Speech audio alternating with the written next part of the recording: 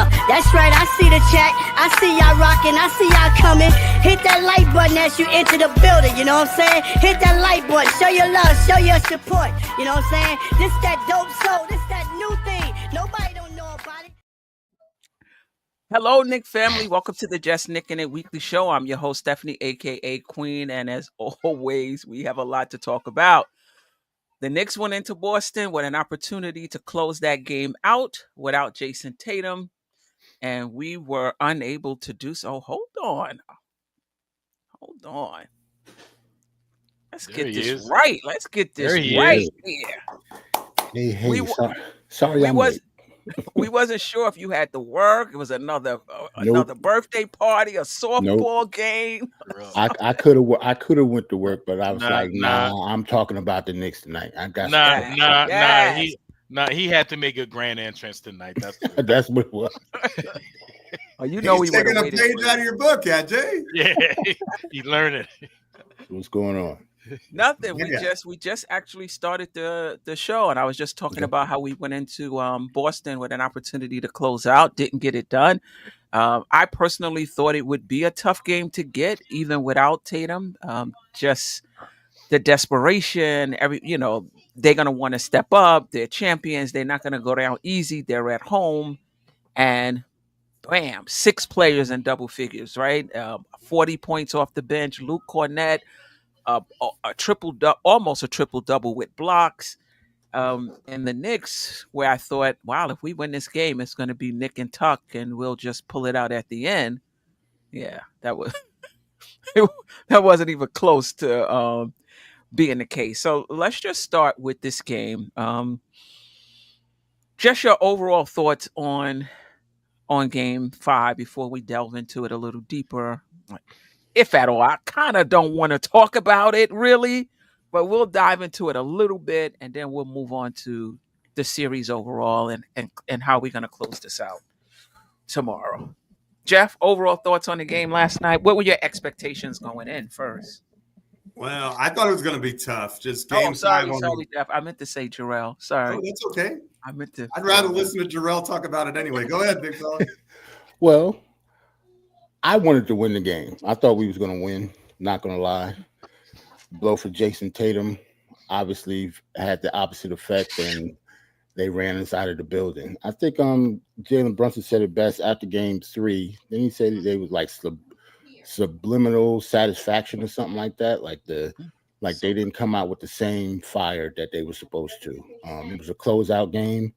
I don't know why we expected Boston to just lay down to the defending champions. Correct. And I think we should stop talking about the Pacers, because the last couple of days, Knicks fans has been talking about like our revenge in the next round. We haven't beat Boston yet, and they are obviously capable of beating us without Jason Tatum.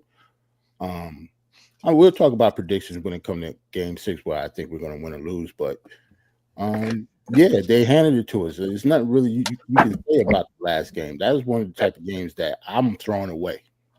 Right. I don't think anybody played up to their potential, except for maybe 2 players. I know we're probably going to talk about individual players, but yep.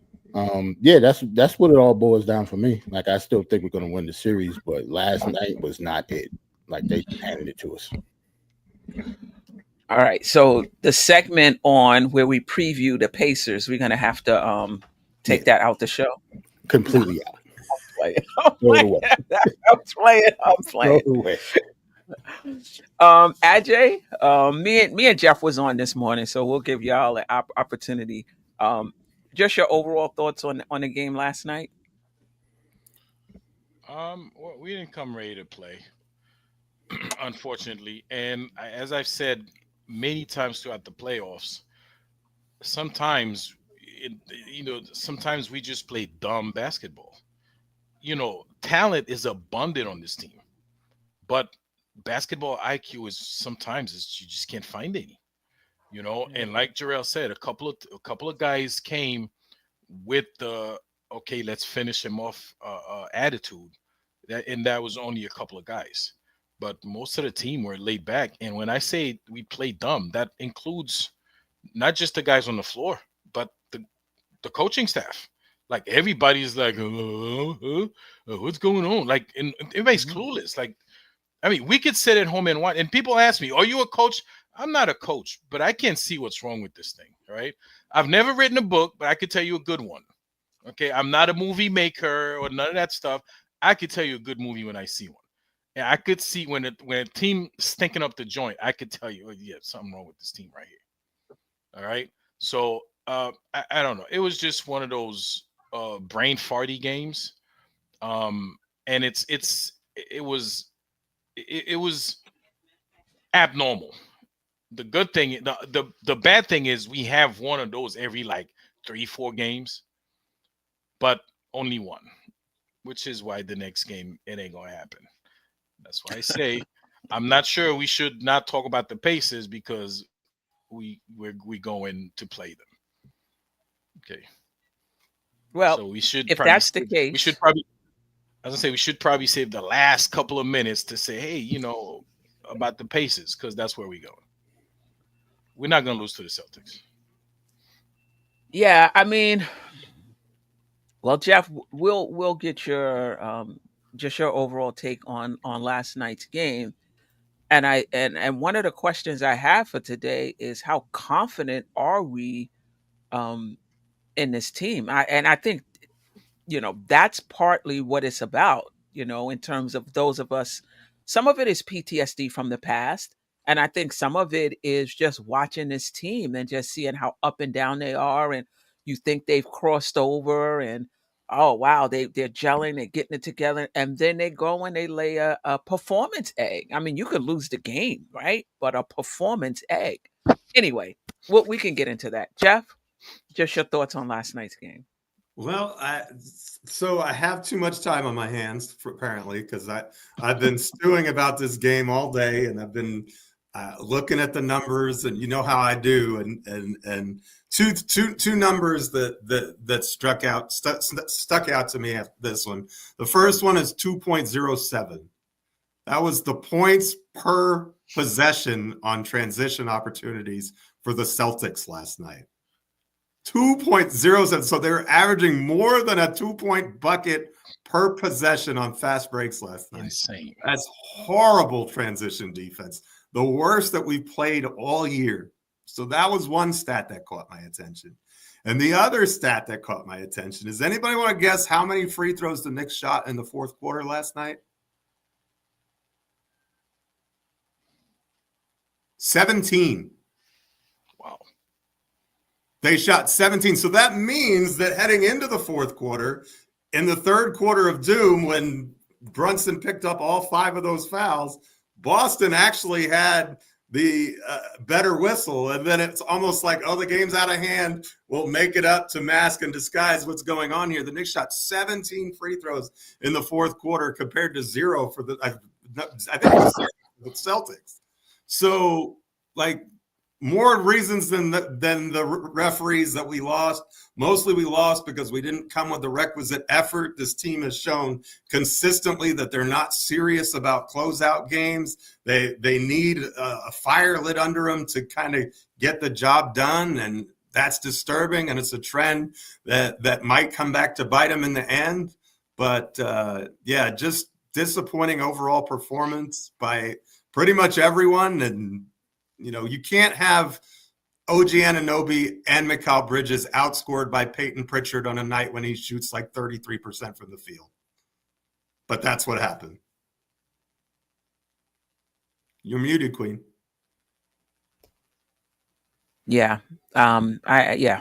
I don't really have anything left to add about last night's game. I thought it would be tough, like I said, and I didn't expect them to get, well, I knew that was a possibility, but I didn't really expect them to get blown out. And they did.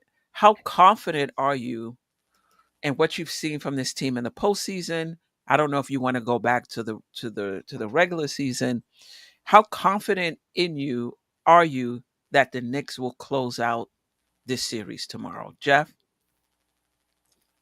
If you want to throw a percentage on it, you can. If not, you don't have to. But how confident are you? You're not going to hear me say this very often, and it's probably a jinx of all jinx, but I actually think the Knicks are going to win tomorrow.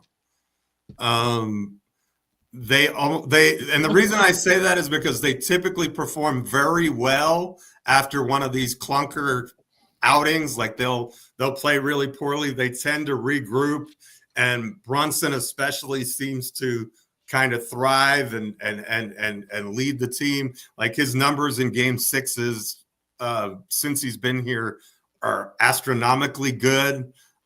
Role players tend to play better at home, and I know it may be a little bit of an insult to call OG and McCall role players, but there's they in theory should be more comfortable at the Garden. You would think that we can keep Luke Cornett from a triple double on our home floor. Hopefully, find a way to cover Derek White. Like that shouldn't be as tricky as it was. I don't know. I'll probably eat crow, but I think the Knicks are going to win tomorrow. But I think in either game, 6 or 7, I don't think it's as much about Boston as it is about the Knicks. There you go. And the reason I say that is we have not seen 4 consecutive good quarters from this team in the entire postseason. We have not seen 4 straight good quarters from this team the entire postseason. And I would like just once, and now would be a good time, guys, if you're listening, now would be a good time to get your act together and close ranks and take care of business and not go down by 15 points. Like when you get up 42-33, keep your foot on the gas, step on their necks, and let's end this thing. Because I think we have the talent to win the series. I think we're good enough to win the series.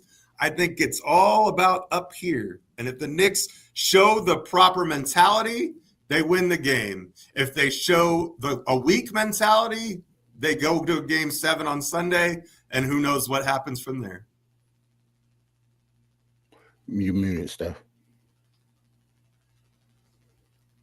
Do you separate out mentality from performance, or do you feel that, like, for example, OG not showing up, you think that's a mentality thing, or you think he just had a bad game?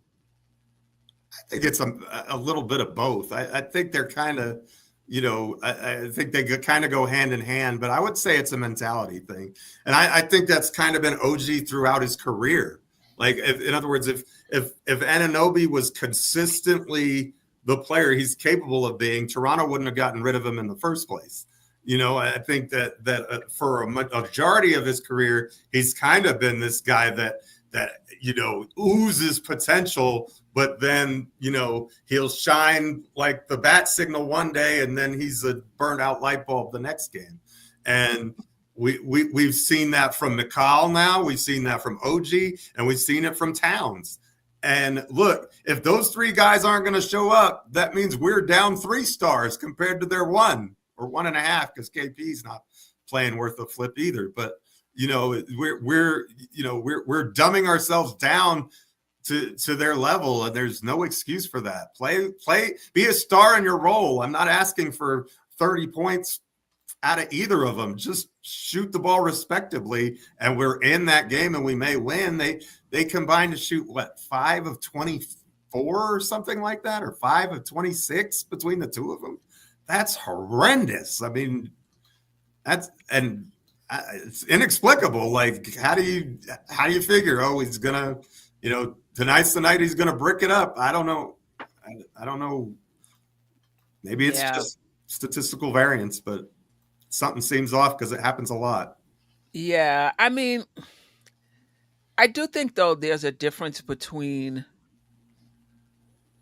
being soft and the lights being too bright and missing shots. And so I guess that's why I don't know the answer either. I think that's why I was asking you, like, do you feel like the lights are too bright for him and Bridges, or it was just a matter of, of them missing shots? I just think there was a letdown. I think it was, they don't have Tatum. We don't have to be as sharp. We don't have to have that edge, and that's natural, I think, in some ways. You know what I mean? You have to fight against that. You have to battle through that. But the best teams do. The best teams take every game at its face value and are ready. And look, I didn't think the Knicks came out unprepared in last game. I mean, they got off to a decent start. They were up 9 midway through the second quarter. They were tied at halftime. So it's not like they didn't show up. Things fell apart in the second half for sure, but I didn't think it was a case of complete lack of preparation. If you want to say that the coach froze in the third quarter and didn't change the lineup, I'll go with you on that. Like, I think that to run that lineup out there when it was failing for 7.5 straight minutes is mental suicide. But so if you want to make that argument, I'm with you on that. But I don't think that I don't think the Knicks came out with a lack of effort last night, lack of execution, absolutely. But I think those are two different things. Yeah, no, I would agree with that. Jerrell? Steph, quick question. When you say the lights are too bright for the wings, you mean just them two specifically? The reason I asked you can add whoever you want to the pot. I guess the reason I asked because them two are the ones who actually have finals experience out of everybody on the team, except for like Campaign, who's coming off the bench in Phoenix, and Landry Shamet. But I don't know. I don't think the lights is too bright. I think they was just terrible last night.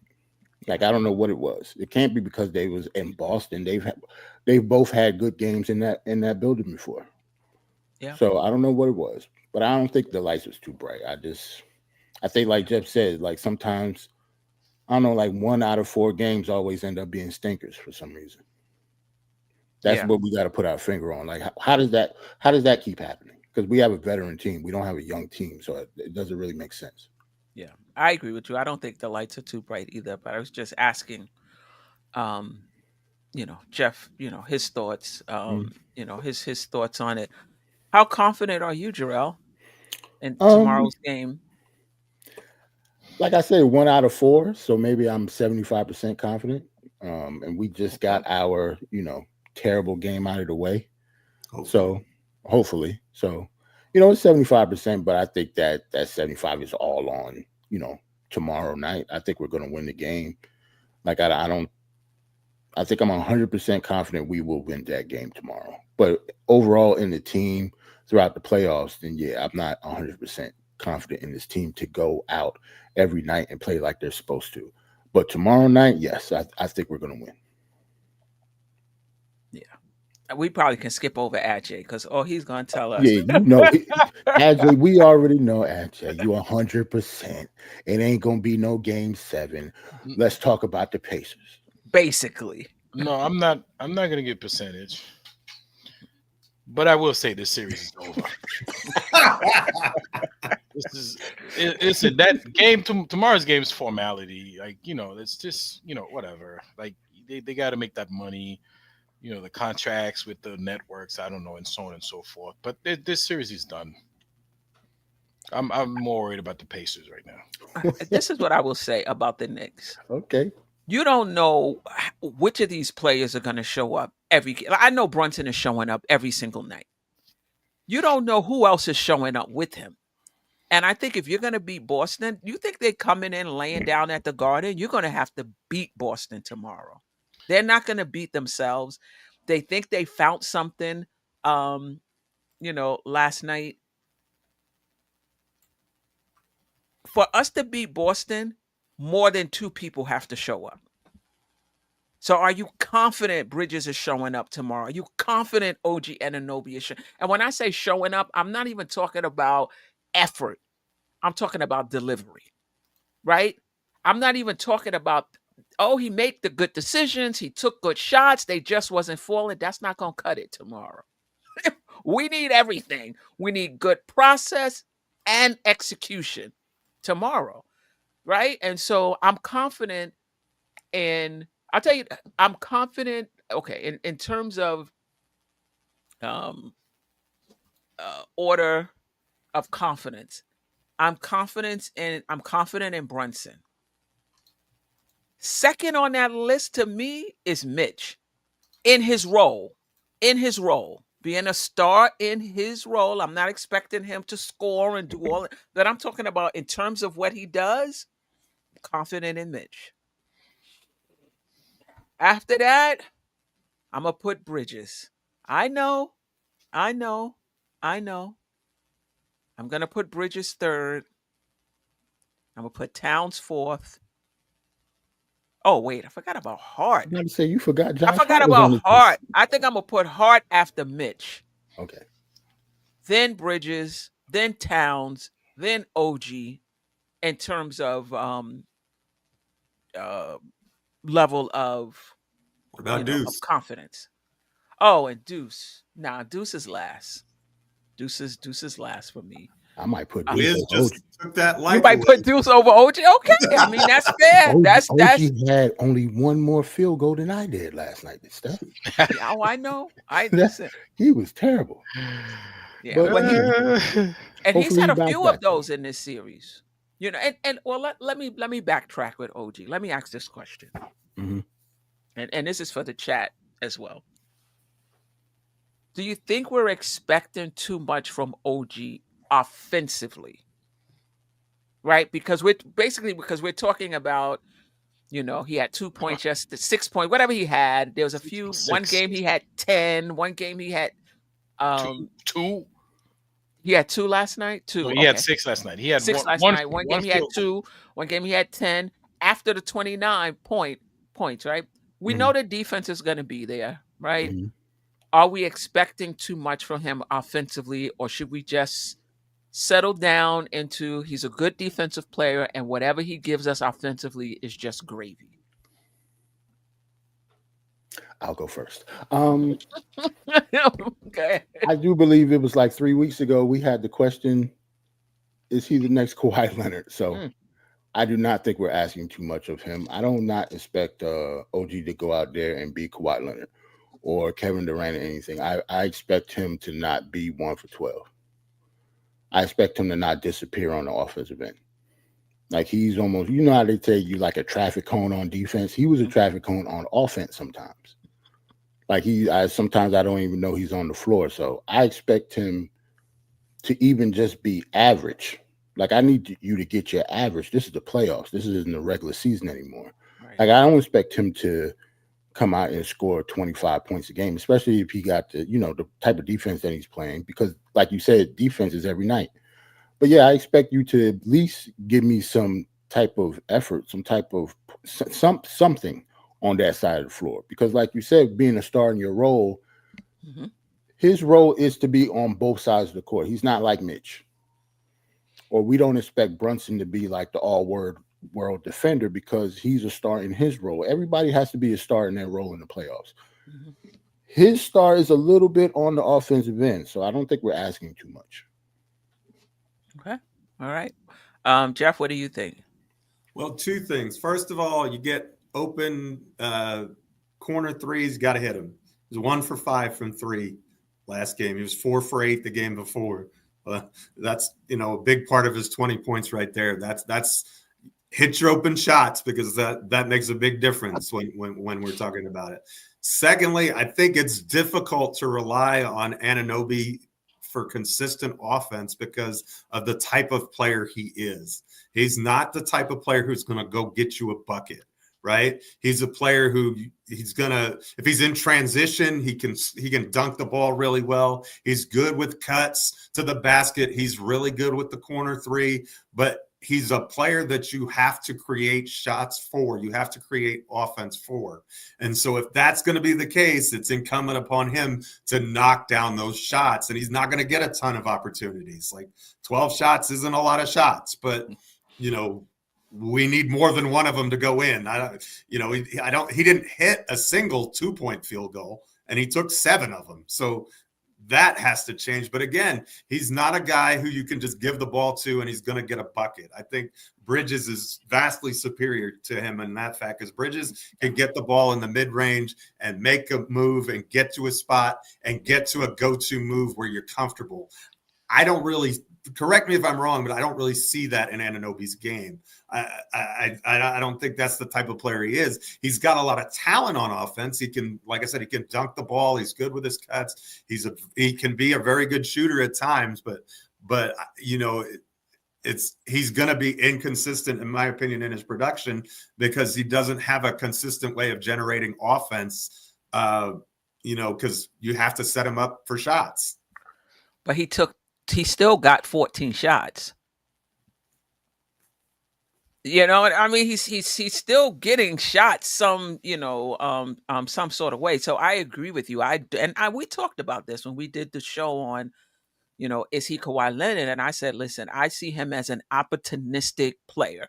He's going to get a few in transitions. He's going to get, you know, a few kickouts for the corner three. He may attack the corner three. He may cut to the basket, get hit with a pass. Like, that's kind of how he, you know, he scores. And so I'm with you. If those things aren't happening, don't expect a lot of points from OG Anunoby. But if you get 14 shots, I need you to knock down 6. Agreed. 6, some kind of way. Because this is the thing.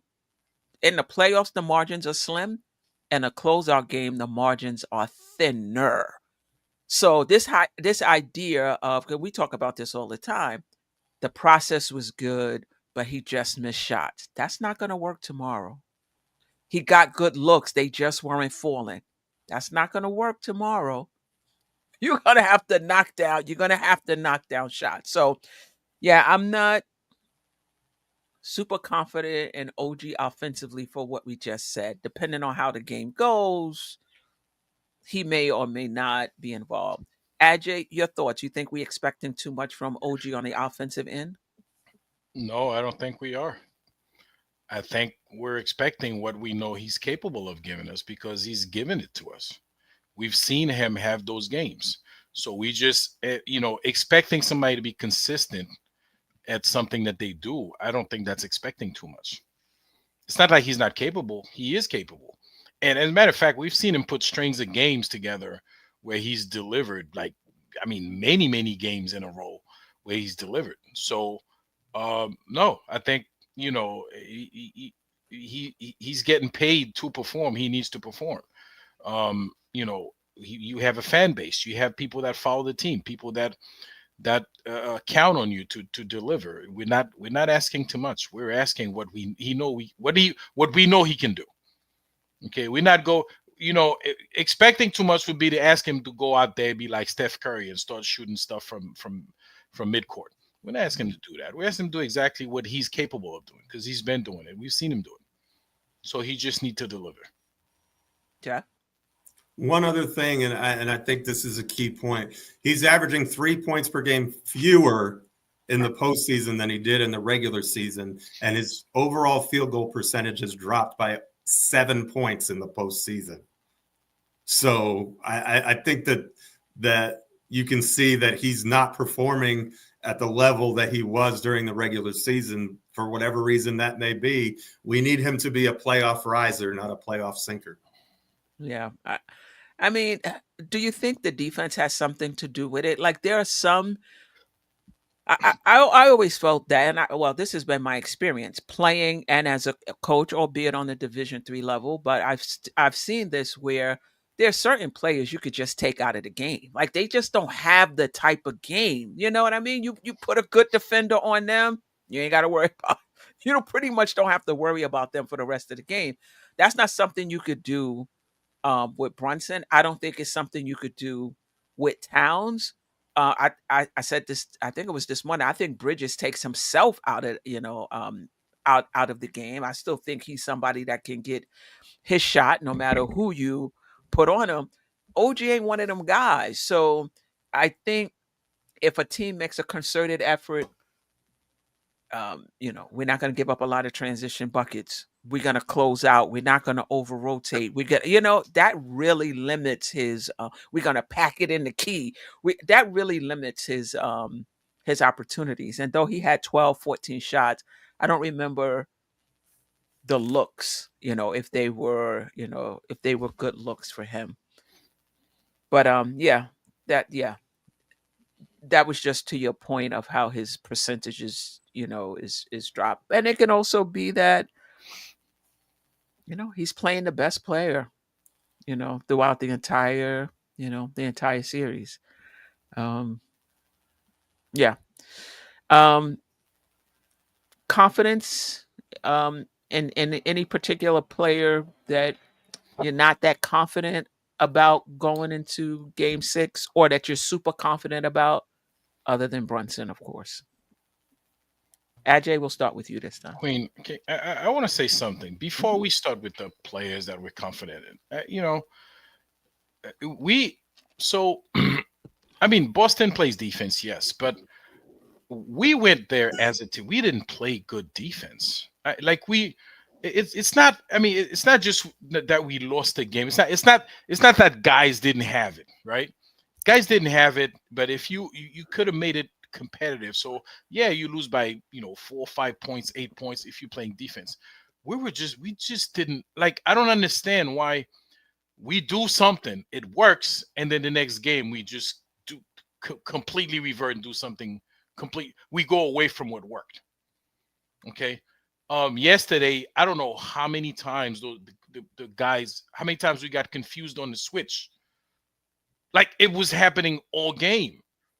And then Derek White, like, boom, he hits the first one. Boom, he hit the second one, third one. But why is he open the 4th, 5th, 6th, 7th time? He's wide open every time. And then nobody, like, never mind the coach, but on the floor, the guys on the floor, you guys got to be, dude, who's watching this guy? Like Brunson, you're the captain. Who's on this guy? Why is this guy wide open every time? Like you can, how do you? I don't understand this. Yeah, it's like it's not. It's collectively that we came in, like we came in stupid. It was 59-59 at the half, though. Yes, and then they go in the locker room, and then all of a sudden, and everybody like they come back. They don't know what to do. But Geoff pointed out this morning that it wasn't because of our defense we was 59-59. It was the offense. Well, so you have to, if it has to, you have to adjust to both, right? Because some quarters you're gonna have good defense, terrible. So if you're not hitting shots, then you got to ramp up on the defense. Make sure you're preventing the other guy from scoring, so you could stay within striking distance. So they do that, and then the second half, if you're not hitting, again, play defense, keep it tight, keep it close. You have a closer, you have a guy who's been named Clutch Player of the Year, right? Get it to a point where this guy can take over. Oh, and that's another thing, right? He goes in and collect, like, I don't know, 5 fouls in the matter, like 3 minutes. And nobody, even Brunson the captain, and somebody got to be like, Chief, we're going to need you at the end of the game, right? Can you, like, stop committing these fouls, or, like, I don't know, take a seat? I don't know. Figure something out. Like, they were coming one after the other. Like, somebody say something. I don't know what's there to say. He knows not to foul. And some of those fouls were ticky-tacks. Were ticky-tacks, Phantom. Phantom. Well, some of them were phantom. Some of them were just downright stupid. Cat committed a couple of fouls. He does that every game. Like a couple of fouls is like, what are you doing? Like, how'd you get entangled with this guy from where you come from, running all the way over there, and you trip this guy, you hugging this guy to block your shot? What are you doing? But Queen, what was your question? I forgot what the question was. Just who are you confident in going in, other than Brunson, and who are you have concerns about confidence wise going into the next game? My X factor throughout the postseason has always been Mikal Bridges. Okay. You're confident in him tomorrow? Yes. Okay. I'm confident that he's going to have a good game tomorrow.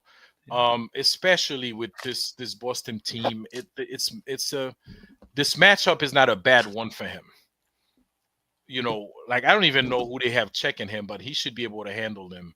If he forget about the 3-pointer, he's like an excellent mid-range. Try to go to that mid-range. He's able to do that with against Boston. So I don't know why he doesn't try to go to that more often. But I'm confident that he's going to have a good game tomorrow. I wish my answer was Karl Anthony Towns, but I can't. I don't know what Cat's going to be doing tomorrow. He ain't coming to the game. I don't know what he's going to be doing. You know, and you hate it, right? And then you have to look at ESPN and they talk about playoff Julius. Man, we're talking all of a sudden there's a playoff Julius, right? These media, man, they crack me up. But yeah, Mikal Bridges is the one I think tomorrow is gonna make a difference. Yeah, I'm confident in him as well. No, Lord Scientist, I'm not set up for calls tonight. I'm sorry. I'm on location and I forgot to bring my little roadcaster with me, the small one. So sorry about that. Everybody, Jerrell? Anybody you're super confident in? Anybody that you like a little shaky on tomorrow? I kind of figure everybody gonna say Cat. So I get him out the way when it comes to the shaky part because he seems shaky himself. Literally. Literally. I have no idea what I'm gonna get from Cat tomorrow night. Just like Ajay said, obviously he's going to show up at the game, but yeah, I have no idea what we get from him. I don't know what it is. It's almost seemed like a light's kind of too bright type of thing, but I don't really get that from him either. Like it shouldn't be, at least. Mm-hmm. So I don't really have any answers for what Cat is going through. Confidence part, I'm going with my guy, Josh Hart, looking like the ultimate warrior with blood all over his face. You know what I'm saying? He's scoring the basketball. He's making his jumpers. You know what I'm saying? I know that hustle is going to be there for Josh Hart. As soon as the ball goes up, Josh Hart is going to be Josh Hart. So I'm gonna definitely pick him for the confidence one. For the most part, he's been great throughout the playoffs, Josh Hart. Mm-hmm. Most part. There may be one game where he I don't know, but he's been very, very good and very consistent with the hustle. Mm-hmm. Not with 24 points. Like if we get that, first of all, if we get that from Josh Hart, why are we losing the game that Josh Hart gives us because 24 points? But you can argue that if he's scoring 24 points, that's a problem because that means nobody else is scoring. Yep. Exactly. He should not be leading you in scoring. If you don't watch the game and you look and Josh Hart, you be like, "Oh, the Knicks must have lost." Isn't that that's his second one too? I think we won the first time he scored in double figures, did we not? I mean, he was a leading scorer. Yeah, he was a leading scorer. Yep. It's the second time we won that game, but that's not ideal. Like a team can live with that. Right. Josh Hart hits 4 of 8 for 3. We can live with that. That's not gonna. That 20-something points ain't gonna hurt us. That means their best players aren't shooting and getting us in foul trouble and getting others involved, right? So, yeah, I'm not concerned about Josh Hart either. Yeah, that was in game 2 when we won by 1 point. He led us in scoring. Yeah, that's by design. I'm confident we win tomorrow, but I'm a little nervous about who's going to show up other than Brunson. So I can't tell you that part. I just know enough is going to show up for us to win. And I'm probably at 78, 80% confident we're going to win tomorrow. This team, man, they usually respond after a loss. So let's see. I don't think that's his game. And I'm starting to think maybe he needs to start taking the turnaround jumpers.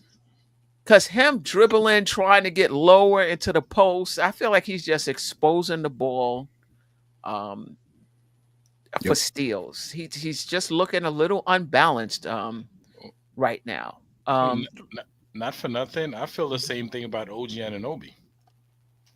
What? Like him driving, he's slipping. Like he's driving. Next thing you know, he's like doing a split. He's down low doing ball. I don't know. Everything's all over the place. Like he falls a lot when he drives, to the basket. When he drives into a crowd, I should say. Right. Okay. Geoff, how confident are you in Towns tomorrow? Pretty confident, actually. And I'll say it this way though, with the qualifier. If we let Towns be Towns, Towns has 13 3-point field goal attempts in 5 games. Unbelievable. And he's made 2 of them. And I understand that they want him to score in the post and punish when he's got smaller defenders on him.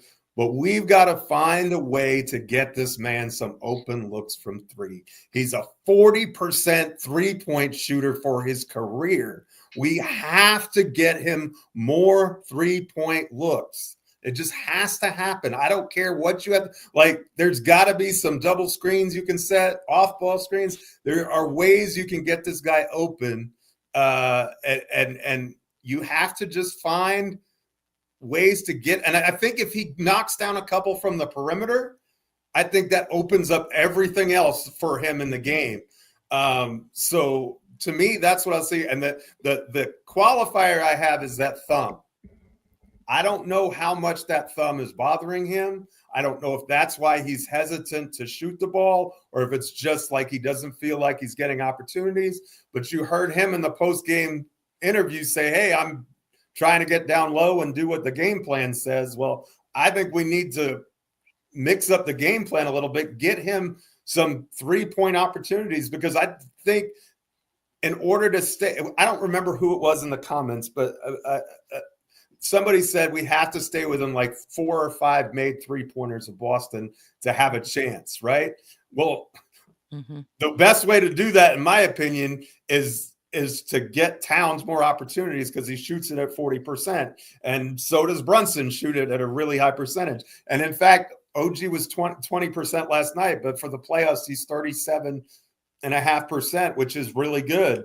Bridges has been atrocious from 3. So, but I really feel like we're limiting what we're getting. We're limiting Towns as a player by just expecting him to get all of his offense from drives into the paint against a Boston team that is very quick and very agile, and he doesn't really have an advantage there. So, and to me, we're playing into their hands by making it. He basically is forcing the ball and not creating an advantage and picking up some fouls along the way. And so I think we have to find a way to utilize Towns better, get him some more shots on the perimeter.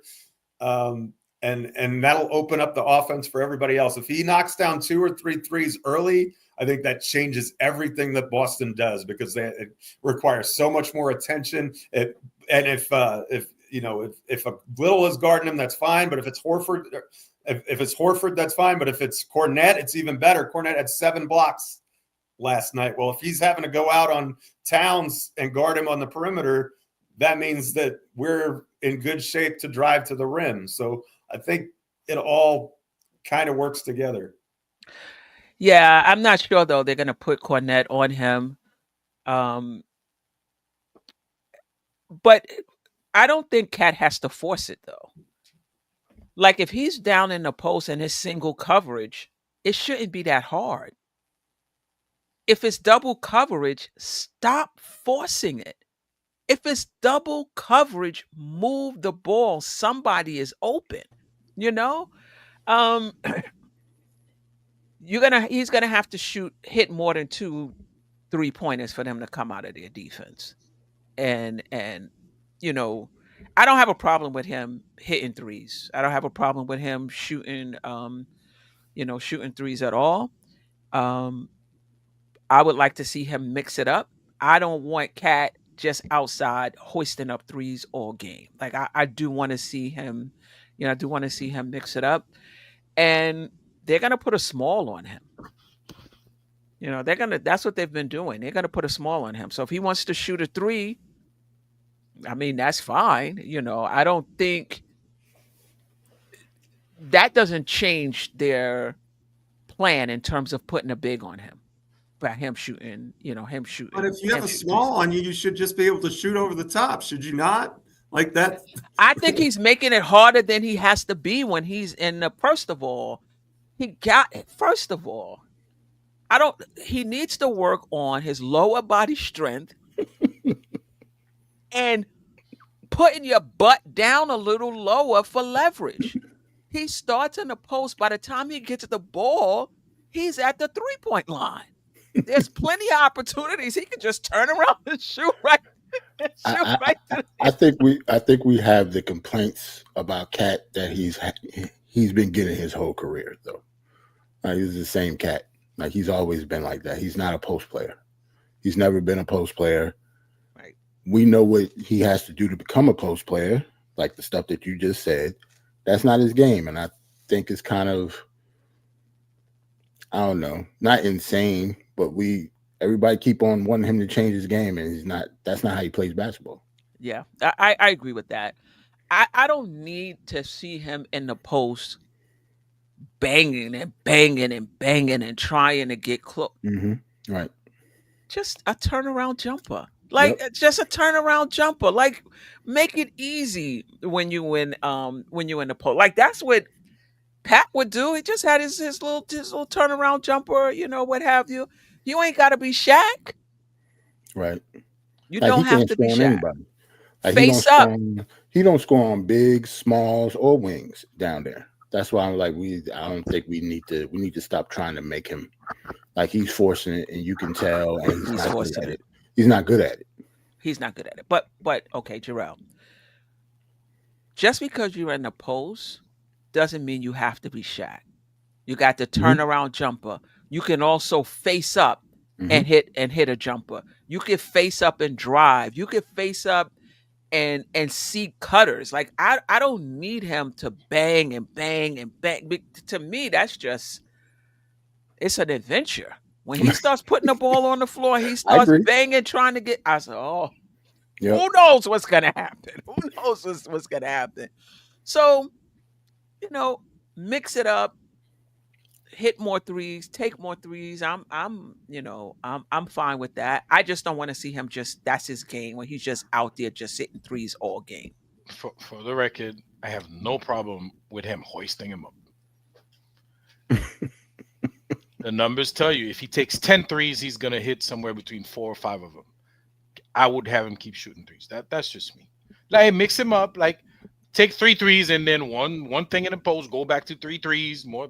I would have him, do that. I think he's shooting 40%, whatever he's shooting on the season. That doesn't mean that every game he's going to shoot 40%.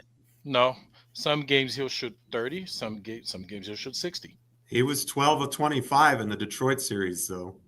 So more reason for him to shoot more in this series. That because he would average up, so he would probably do better in this series. That's why I don't never say his thumb as an excuse. If his thumb was an excuse, he would shoot more threes. He would avoid contact down low. He would probably try to take more shots with less contact involved. Yeah, I don't think his hand has been has affected his shooting. I think his hand been more effective in everything else. Not as like shooting threes. It seems like it's coming off his hands pretty good. He just don't shoot that many or get a chance to. Well, I know I'm a broken record, but how about running a pick and roll between him and number 11 or a pick and pop and like all day long? Like if you want to get him 4 or 5 quick threes, that's the easiest way in the world to do it. Run a pick and pop. They can't stop it. They're going to follow Brunson. You're going to get a switch. You're going to get them to do something, and that's going to be an opportunity for Towns. Like, it's not that hard. And Brunson, Towns, pick and roll, I know I say it all the time, but it is such an effective combination. We should be running it all the time. Just spam it, spam it, spam it until they stop it. Yep, I don't get it. Been saying that all season. Yeah. Salute to it's my first time seeing it like this. He said, "Hey, dope souls." I like that. I like that. I like that. I-95 Bully, Broadway Bully. Appreciate you rocking with us on Twitter. Um, Keith doesn't want to see him shucking up threes. That's ugly basketball. Yeah. That's a philosophy thing. Yeah. I'm not just saying shoot, force 3-pointers. That's not what I'm saying at all. I'm saying get this guy open looks. No, I He shoots in the. I mean, I think that if you don't want to score points, I guess that you can aesthetically call it whatever you want. But I'm going to take the guy who shoots 40% from the perimeter, and I'm going to get him some looks and some wide open ones at that. Right. If Al Horford could get him, I don't see why Cat can't. Mm-hmm. Al Horford put him up. I'm making that part of the game plan, dude. Like if at fourth quarter you only take 2, I'm be like, yeah, you only took 2. I need to see you put up 5 more this quarter. Get to 7. Yeah. You said in the flow of the game, though. Don't become jacking up 3-pointers. Yeah, you can't just very much that, Steph. Exactly. Yeah. Don't become jacking up threes. Long rebounds, they going the other way. Like, no. In the flow has the type of range to do that. So I don't want him doing that. Like one step over the logo, Cat can put it up if he wanted to. I don't want him to do that. Yeah, that's not what I'm talking about either. But right. Yeah, generating good looks for him. How do you generate good looks for him so that he can take good shots in the flow of the offense? No, I'm with that. Right. I'm with that. Anything else about last night's game? Get the shovel. How confident are you in Tom Thibodeau going into Game 6? I don't want to go first this time. Who going first? I think AJ should go first. I don't think I'm gonna go first this time, AJ. I think you should go first. No, I don't want to go at all. Okay. That's a first. I think that's the first time AJ didn't want to say nothing about something. Right. Well, I do have confidence in Tom Thibodeau because he's Tibbs. It's not like he's gonna change that much. It's a couple changes that I would like to see, but that's just me. I think Tibbs is gonna be Tibbs. Like I'm confident that he's gonna be himself. Like we're gonna have the same rotation. I do not like the way we played defense the last game. I hope he switched that back because of the switches. But yeah, other than that, I think he's gonna coach like himself. Like I have confidence in Tibbs. Well, Jerrell, which self we talking about? Because I think there's the regular season Tibbs and there's the playoff Tibbs where I felt like he's been on fire except for last night. Keeping and listen, I always acknowledge that he has access to knowledge, factors that I don't have access to, right? So I'm just going by the limited information that I have watching that team in the third quarter. If you're not going to change them, take somebody out, I would have at least called a timeout earlier than he did to kind of, refocus them, remind them of what needs to happen. Other than that, though, and you could say an over-reliance on the starters who, at least statistically, haven't been great together. Mm-hmm. But I think Tom Thibodeau has been really, really good this season. And this postseason. And I think he's been really good this postseason. Just because of last night, when he didn't pull them in the third quarter, now we're going to take away. Why are we in this series? We're in this series because players are executing and the schemes have been good. Now, have we stuck to the schemes all the time? No, we haven't. Right. But you could poll, I can't tell you how many people, the majority of people will say that Tom Thibodeau has been coaching his ass off in this series. Now, has it been perfect? No. Have there been some head-scratching decisions or non-decisions? Absolutely. But I'm not gonna let those decisions in Game 5 taint the whole series and say, "Oh, Tom Thibodeau has been a mess in this series," because he hasn't. He hasn't. It's one thing that I would like to change. One thing, because he's not playing that much, so it's kind of hard. Like I'm like I hate myself for like I don't know being nagging about Tom Thibodeau because it's not nothing major because he doesn't play that many minutes. I don't need to see any more campaign minutes. Yeah, I'm with you on that. Just go 7. Yeah, campaign has been painful. Like he's been terrible. He hasn't even played that much, but in the time that he's been out there, he looked like he don't need to be out there. Like I'd rather play like either right or don't play nobody at all. And just go 7. Like Clyde like to say, campaign bringing the pain. Only this time to Knicks To fans. himself, you're right. Like I like right. He get them shots length. up too. He be in there for 6 seconds. He did put up 3 shots. Yeah. Well, I would like Wright to take his minutes if somebody is going to. I'm looking at the chat. Listen, first of all, they're saying Tibbs. He took a long time in that third quarter before he called the timeout, try to break them momentum. He did. Like eventually he called the timeout, right? But he came back with the same lineup, doing the same thing.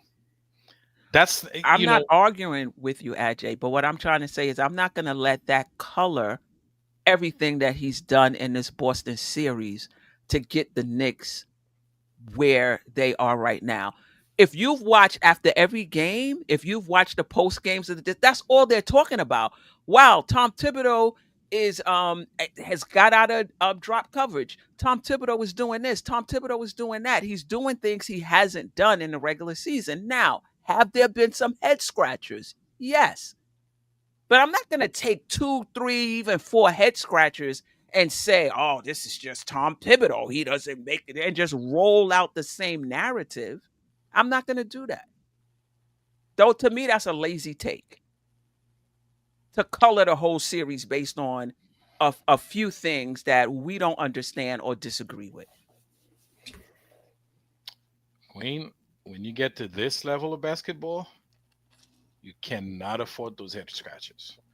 The teams with the least amount of head scratches usually is the team that wins. And that would be the Knicks, because Mazzulla has had some head scratches too. Every coach in the playoffs has had head scratchers. That's why the Knicks are up 3-2 in the series, because Mazzulla has had a lot of head scratches. Yes.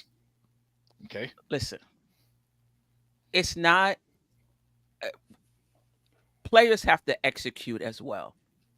So it's not all the coach. I think the coach does have to put the players in the best position to win, absolutely. But to me, I feel like that's just the laziest thing ever. When a team wins, the coach is on fire. Team lose, oh, the coach got out coached. Like, come on. No, but that's not. They usually coincide, Queen. Usually, when the team win, yes, they usually do. Yes, you're saying it like as if it's so. When the team wins, it's because of the coach. No, it's a combination of player and coaches. When the team loses, it's usually one of those that don't follow, that don't do what they're supposed to do. Sometimes it's the coach. No, it can't be. I definitely no. I agree with that. But what I'm saying is, if you understand the game of basketball, you can look and see what it was. You can look and see if it was schematic on the coach, or the scheme was good and the players just didn't execute. And I'm saying sometimes it is on the coach and sometimes it's on the players. I agree with that. Okay, so let me ask you this question. How do you know when it's on the coach and when it's on the player? Like, how do you judge it? That's a good question. And goes back to what I said at the beginning of the show. I'm not a coach, but I could watch the game and say, maybe something different should have done something different there. And I like. I'm gonna go back to an example I give many shows ago. There was a game, and that's the clearest example that I can give. Right. Last season, we were playing Dallas Mavericks. We were up by 2 points. Luka Doncic was at the line. All we needed to win that game is grab a rebound. Tom Thibodeau on the floor had Deuce McBride and Quentin Grimes to try to grab that rebound. Okay, what do? They bumped into each other and the ball flew out of their hands, landed into Luka's hands, and then he tied the game. We went to overtime. We lost that game. Okay. Sometimes it's the coach.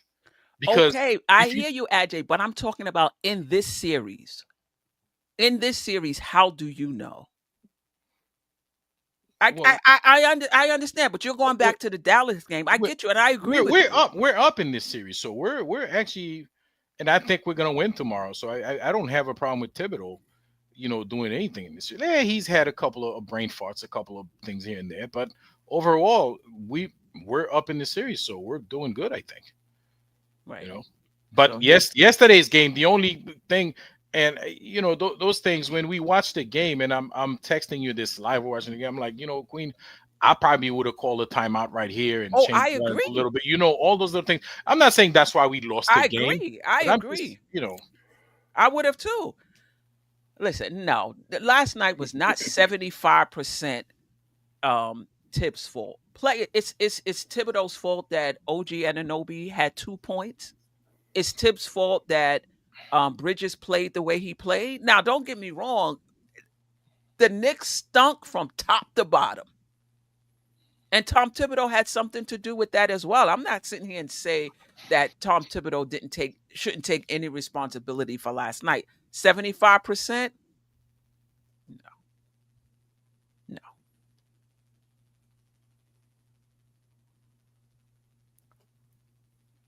The offense was on the plays, the defense was on the coach. I mean, in terms of if that was the scheme, then yeah. I would agree with that. Why would they do that? I don't think that was the scheme, though, because it doesn't make sense that we know what works and then we go away from it. It's just, that's crazy to me in terms of their defensive scheme. Yeah. That's what happened, though. They definitely changed it. But like you said, it didn't make sense for them to. I hated it. Yeah. I mean, I think, like when I listen to, so I will acknowledge, I don't know enough about NBA offenses and defenses to judge any of what the coaches are doing. Like there are some content creators and fans out there who know enough about NBA offenses and defenses to say, and on what kind of scheme is that against this particular team and how they play and the roster we have? Why would that be your scheme? Like it just doesn't make sense. Or why would you run this type of offense against against this team? Like this doesn't maximize your players. It just doesn't make sense. There are players, I mean, content creators and fans out there that know enough about NBA offenses and defenses to be able to make those statements. I don't. The only thing I could say is that shit ain't working. I'm not sure what needs to happen, but I could just tell you that that's not working. I don't think we're maximizing our offense and getting the most that we can get out of Bridges and this person and that person, but I cannot tell you what needs to happen. So I do think on there has to be a level of analysis, like some knowledge to be able to say specifically this should have been done. Not just something should have been done, but this should have been done. And I think as fans, we get all uptight and upset as if we know what should have been done in that situation. So anyway, we'll see tomorrow. I'm confident that Tom Thibodeau's initial game plan,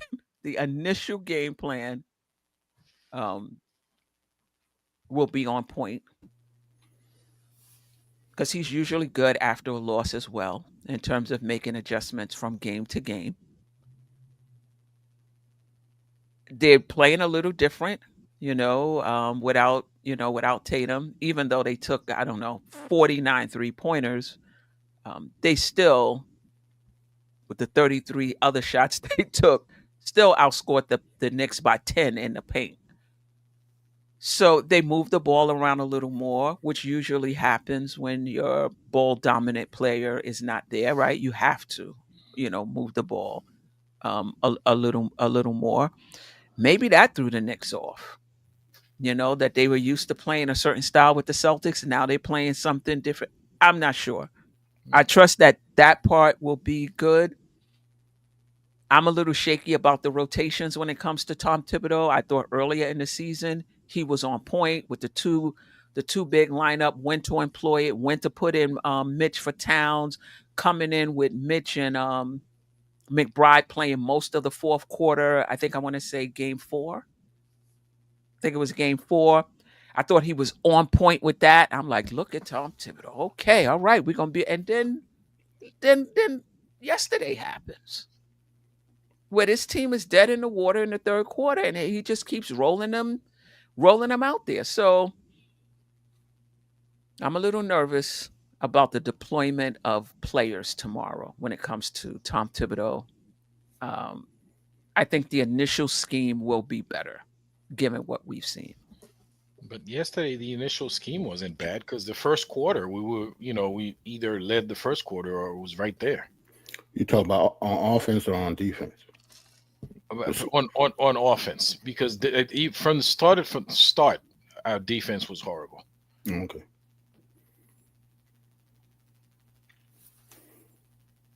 Yeah, defense was terrible. Like the score was right out the gate. We weren't playing defense. Yeah, both teams almost scored 60 points in the first half. So, yeah, Geoff. I don't know. I think this coaching conversation is a little bit overblown. Like, it can make a difference on the margins, maybe a point here, a point there, but it comes down to it. The players are the ones on the court. The players are the ones who have to execute. The players are the ones who have to come with force and come with energy. It's incumbent upon them to execute well. And the Knicks didn't do that at all. I mean, if you want to blame, you can scapegoat whoever you want. You can blame the players if you want, blame the coach if you want. I know there's a lot of people who don't like the coach. There's some things in this series that I really don't like that Tom's done personally. But, I'm sure in his mind, he's like, I'm up 3-2. I don't want to make a lot of drastic changes, whereas we live minute to minute and second to second. He trusts his process for whatever it's worth. And, and if he should, right? You've won all these games in your coaching career. I don't want you to just abandon your principles just, out of the blue. But at the same time, I would love to see just one. I don't care if it's for Josh Hart. I don't care. I just want to see more of that double big lineup because I think that Robinson and Towns on the court together, especially when they've got Cornette in the game with another big, I think matching that size is big time advantage for the Knicks. And then, I think that is infuse McBride in with the starters a little bit more. He and McBride-Brunson lineups are wildly effective for whatever reason. And so I'd like to see some more of that. But, it's really easy to Monday morning quarterback and dissect every decision a coach makes. It's very much another thing to be in the heat of that moment, being the one making those decisions. And he's not perfect. But guess what? There's no coach that's perfect. Everybody was in love with Kenny Atkinson until Cleveland absolutely fell apart against Indiana in the playoffs. Eric Spoelstra, widely considered one of the greatest coaches in the sport, got swept out of the building in the first round. A lot of people like Steve Kerr. How did his playoffs end? I'm pretty sure that he's on the golf course right now. All of these are terrific coaches. Mike Malone didn't even make it to the playoffs. He got fired ahead of time. It's easy to blame the coach. You're within your rights to dislike the coach. That's fine. But, his record's been pretty good. Even his postseason record has been pretty good. We won a championship. We're hungry for a championship, and that's the right attitude and perspective. But we also have made it to the second round for the third consecutive season, something that hasn't happened this century. So let's not throw out the baby with the bathwater. That's all I'm saying. Let's reevaluate as time goes by. And I think if we collapse in this series and we lose in 7 games, then I think it's right that you look at the coach, because that's part of the process. But you're also going to have to look at the players as well. I mean, they go hand in hand. It's not, you can't just perform surgery and say, oh, it's all the coach, or, oh, it's all the players. It's a team. It's everybody. And they all have to do their best. And when it works, we don't complain, and when it doesn't, we do. And that's our right as fans. But can you do better than Thibodeau? Probably. Can you do worse? Most certainly. I mean, listen, I think the criticism of Tom Thibodeau, particularly in the regular season, was fair. I think it's fair. He's not perfect by any stretch. I think Tom Thibodeau in the postseason has been much, much better. And I just think as fans, it's just easy for us to fall back into the old narratives. And that's different from calling out, to Ajay's point, what isn't working and that something needs to change. Whether you know what it is or not, we're fans. We don't have to know what needs to happen. We just know something needs to happen. I think that's fair, right? I mean, me and Ajay was texting back and forth last night. You're going to call a timeout earlier than you did, or you're going to put in a sub. Like you're just not going to let that run all the way. Like, I didn't understand it. Again, he may have had some other reason. I'm sure he had a reason for doing it. It's not something. It's something that I would have liked to have seen done different. I think those things are fair. My thing is, when those things happen, we forget all of the other things that's happened in this series, and now this is Tibbs. This is Tibbs, and all of the other stuff that's happened in the postseason is forgotten, or in this series is forgotten, because last night I didn't agree with what he did. I didn't agree with it. I didn't understand it. I didn't agree with it. Hold on. How do you sound, Steph? How did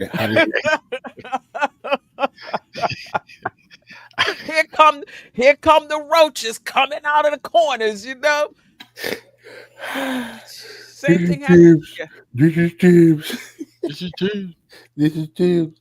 I mean, let's just have a balanced conversation is all I'm saying. What I was gonna say is, and Queen, when we think something should happen, that doesn't mean it's right or wrong. And that's one of the reasons why I respect what we do, because we say it during the game, not after, Yes. not Monday morning quarterback. It's like it's be like on the point. I'm like, Queen, you think maybe he should take Brunson out because he's like piling on the fouls here. You're gonna need this guy in the fourth quarter, save him from himself, or do something. Put these guys. Then he calls a timeout. He put the same guys back. I said, Queen, did he just put the same guys back? Yeah, no, I was with you on that. Yeah. But it's not just that it's wrong. It's just like we would, you're saying to me, and you telling me, and I'm telling you what we would have done different. You know what I'm saying? No, that doesn't mean there's no right or wrong. Like it could have been he did that and we end up winning the game. It only that stuff like that only happens after losses. In the first two games, we were down 20 in both games. No, but what happened then? No, what I'm saying is we do this while the game, not after the game, like while the game's going on. No. I didn't mean just y'all two conversations. I get that. I'm talking about fans in general with Tibbs. Right. Like when the games that we win, don't nobody ever talk about how Tibbs just outcoached a coach that won the championship last year. Like Joe Mazzulla won a championship. He's a championship level coach.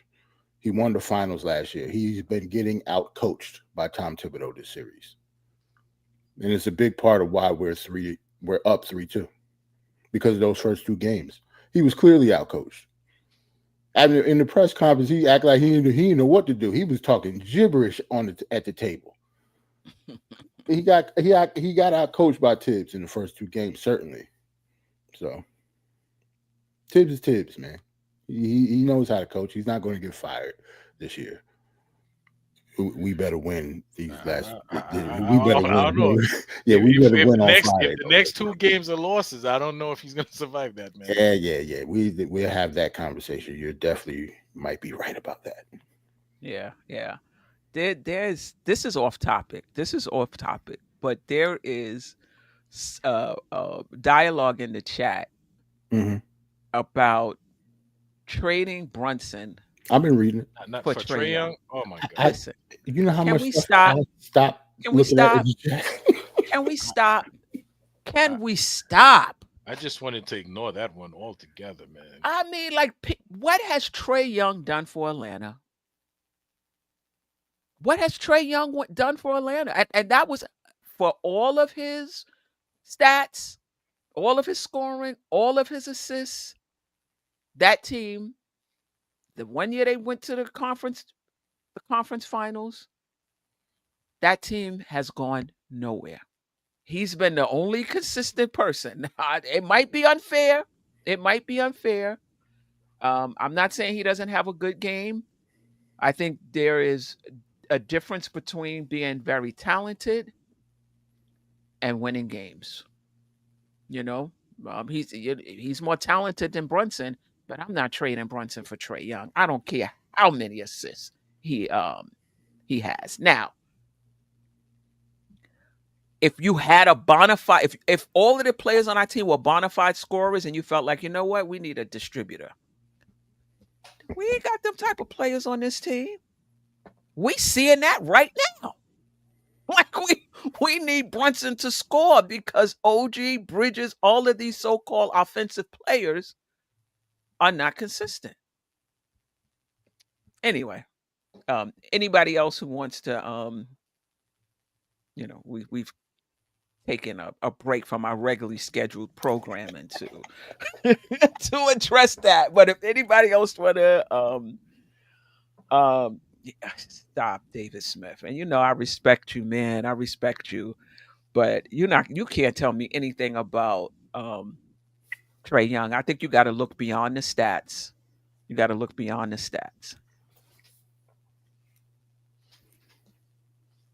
You already know who my point guard is. We can move on. I'm not going to talk about no Trae Young on this channel. Hell no. Just say no to the trash can, please. Yeah, like love my basketball team. Yeah, like come on now. That's sacrilegious. That is just like very talented player. Oh, absolutely. We're not talking about talent. We're not talking about talent. Yeah, we're not talking about talent. Anyway, anything else on so on Tibbs? Other than Ajay, the rest of us we're feeling okay about Thibodeau tomorrow. Yeah, I think Tibbs will be fine. Listen, I'm feeling okay about the game tomorrow altogether. I'm excited. Yeah. Can't wait. Do you feel that if we don't win tomorrow, it's a wrap? See, I knew you was going to ask this. It might be. Like, if we lose that game tomorrow, I would have zero confidence for Game 7. Like that my confidence completely flips upside down. Because and plus, to be honest, it's the way that we lose. Because for me, it's always the way. It's not the losses. It's the way that we lost. Like the way that we lost last night, we can't have that happen on Friday. Yeah, it's over then. Because that means we're not playing well. It has nothing to do with Boston. We wouldn't be able to beat anybody playing like we played last game in the playoffs. Like we played the playoffs like it was a regular season game. Like we got ran off the court in the second half. So, yeah, if we do lose that game, yeah, I don't have any confidence for Game 7. I'm with you, Geoff. I mean, I'm with you, Jerrell. Yeah. We are going to the Eastern Conference Final. If we don't win the game tomorrow, we're gonna win Game 7. Okay. So I don't even. I mean, we're winning tomorrow, but if by some miracle we don't, We win in Game 7. Okay. All right, AJ. Appreciate you, man. This thing is done. Listen, man. This thing is done. The series is done. We know it's. Oh, well. Hold This on, is man. why we can't see you back there, Jay Boogie. You were all in the midnight. I'm like, what is that shadow back there? Hold up. Yo, Jay Boog came out from the I just saw a shadow moving in the background. That's how I move. That's how I move. That boy's moving silent. Stealth mode. The silent assassin. Creep up on y'all. So what y'all doing? All right, made my night. What you doing, big fella? I'm like, bro, man, I'm coming through the window. Man, what y'all doing up in here, man? Creeping. What's up, family? How y'all doing? We doing good. Talk to us. What you got for us? Ready for game Man, it is what it is. You know what I'm saying? We got to handle our business tomorrow. You know, that's all it takes. I look for everybody to show up, man. Everybody on the same page tomorrow doing what they got to do. You know, shout out to Boston for what they did. You know, they the heart of a champion. You know, they was gonna stand ground and do what they got to do and hold their man JT down. Now it's up to us. You know what I'm saying? Not to hold ourselves down, meaning the team got to hold the team down. The team hold the team down. They hold the organization and the fan base down and the city down. So they know what they need to do. And I don't feel anything. Vegas already telling me who winning. They telling me who winning by you know what I'm saying, by the spreads. And I've been really going by the spreads and doing looking what's happening with the spreads. And I can't wait for tomorrow. I'm anxious. I'm really anxious, man, because right now the city deserves to have a game like this at home. The magnitude of it, to get to where we need to get to. It's another step in the road. We close now. We close. And this right here is another stepping stone. If you want it, go get it. But everybody must show up tomorrow. The coaches, the players, the fans, everybody who outside the game, everybody. You know what I'm saying? This is a roll call. And I love it, man. I love where we at. I'm so happy. I'm so happy to be right here. I've been telling everybody this season, it was like Nas' album. It was written in stone, but the thing is, it's a reverse role. We supposed to be playing Boston for the ECF, but we wound up getting them because Cleveland wanted to get in the way and have their top scores. And here we are in reverse role play, trying to eliminate these guys up out of here, and move forward. I know y'all probably don't said it, but we wish the best in recovery for JT. Awesome guy, hell of a ball player. You know what I'm saying? I must say that right there. And but we got a hellified team and everything. I look for things to go our way tomorrow, man. I mean, I knew we won't get up out of here. They gave our clutch player five fouls in the third quarter. They won't let him be in the fourth quarter at all. No, we shutting you down in the third. So, but I'm ready to go. I can't wait till tomorrow. I got a short day. Everybody know, don't bother me about nothing. I'm coming from the stoop, so I've been staying in the stoop. I've been really feeling good. The team got me motivated. I'm doing some things and everything. I just did amazing track for the network. Had nothing to do with Madison Square Garden, but I did one for the MSG network, and that's coming into foreshadowing. Let's appreciate somebody that grabbed that and brought it to the productions, and they're gonna bring it out next year. And it's gonna be a reel for them. So I'm motivated. I can't wait for tomorrow. And say, I'm just so happy right now as a Knicks fan right now, and a YouTube fan, all y'all, man. I love you guys. I love you guys. I hope everybody's in the greatest form of health. Shout out to my uncle up there. I see my uncle. I ain't been on stage with him in a minute. You know what I'm saying? I got the pilot over there, Mr. Adji, you know what I'm saying? You know what I'm saying? He flying all across the world. You got the captain right there, you know what I'm saying? And what can I say? You know what I'm saying? The Diana Ross of the daggone YouTube podcast. You know what I'm saying? Yes. Yes, Miss Appreciate you. Steph, our queen. Yes, our first lady. And the amazing chat. Can't forget y'all. Love and appreciate y'all, man, because none of us have had what we got going on if it ain't for the chat. And the fans is always number one. Number one. They come before the Knicks and they come before the YouTubes. They come before the Twitters. Y'all number one. I hope y'all been hitting that like button, subscribing and sharing, moving this great content and this great show, with these people right here, moving them along, you know what I'm saying? Because they represent you. And I know you want to be represented, right? So please make sure you hit those like buttons. Definitely. Appreciate you, Bug. Yeah, tomorrow, I'm gonna be back in the house by 6. 2-hour Where you at, runway. man? I ain't Where trying you to. at? Where you at? Oh, I'm upstate New York.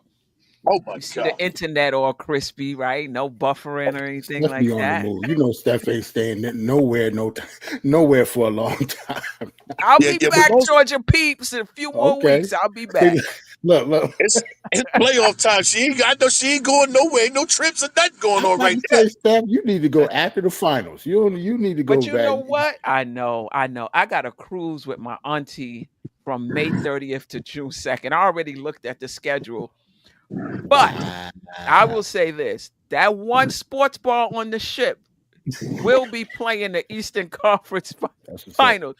When you go through the regular season, there's so many games, the Knicks don't get no airplay. They always got somebody else on. But I will be watching that game on the ship. That's what's up. In the sports bar. They have to have that game on. Yeah. I've been at war too. I've been at war. I've been at war up on the Clinton Yates show. I be up on that show, and on his show and conversating with what's going on and everything. And I be calling in on his show. I've been running into a lot of paces on that show. They ready, but hold up. Let us handle our business. I'm not looking forward to y'all. Let me handle our business and get these Jolly Green Giants out the way. And then we gonna pace y'all up on the wall in a minute. Listen, I know we don't like to look ahead, but I always say, listen, it's the Knicks that can't look ahead. Me looking ahead, what does that mean? As long as the Knicks don't look ahead, that's the problem. If they start looking ahead, that's true. But there is a path to the NBA Finals this year. Yes, like that. A path has opened up. I think it's a path for us to win the NBA Finals. Yeah. I don't say that again. Not just the finals. I think whoever come out the West can be beaten by us. Yeah. If we play like we're supposed to be playing. Right. Multiple contributions. We need multiple contributions. Say that again, yeah? That's a big if, like Empire State Building size. If we play up to our capabilities. When was the last time we did that? That is true. But some of the fourth quarter of game 4, but I want to see 4 quarters in a row. Right. Oh, and you had a super chat from Silk Sutton. Oh yes. Yeah. But I will say this. This is the playoffs. The playoffs is gonna be jagged. Like it's not gonna be smooth. It's not gonna be like you want 48 minutes of effort. You want 48 minutes of a good process. You want 48 minutes of taking your shots. But if you think it's going to be a smooth 48 minutes, that's not going to ever happen in the playoffs. It's just not going to happen in the playoffs. But the effort should be there for 48 minutes. Your process should be good for 48 minutes. You should be taking good shots for 48 minutes. But there's another team who's playing with a sense of urgency too, who has a game plan to try to shut you down. So it's not going to be pretty. It's just not. Facts. All right. Silk Sutton, appreciate you.